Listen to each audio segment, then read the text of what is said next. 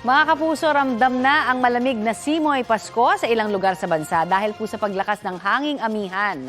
Sa City of Pines, Baguio City, naitala ngayon ang 15.6 degrees Celsius na minimum temperature.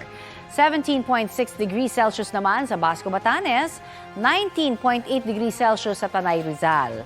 21 degrees Celsius naman ang naitalang minimum temperature sa Malaybalay, Bukidnon, habang 23.8 degrees Celsius dito sa Quezon City. Maigi pong may pananggalang tayo sa lamig, ha? Buong Luzon ang apektado ngayon ng amihan habang easterlies ang umiiral sa eastern section ng Visayas at Mindanao ayon sa Pag-asa.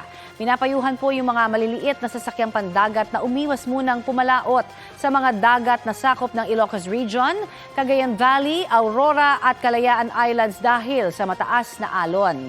Sa mga susunod na oras, asahan ang pag-uulan sa ilang bahagi ng Northern Luzon, Aurora, Nueva Ecija, Bulacan, Southern Luzon, Visayas at Mindanao. Base pa rin po yan sa rainfall forecast ng Metro Weather.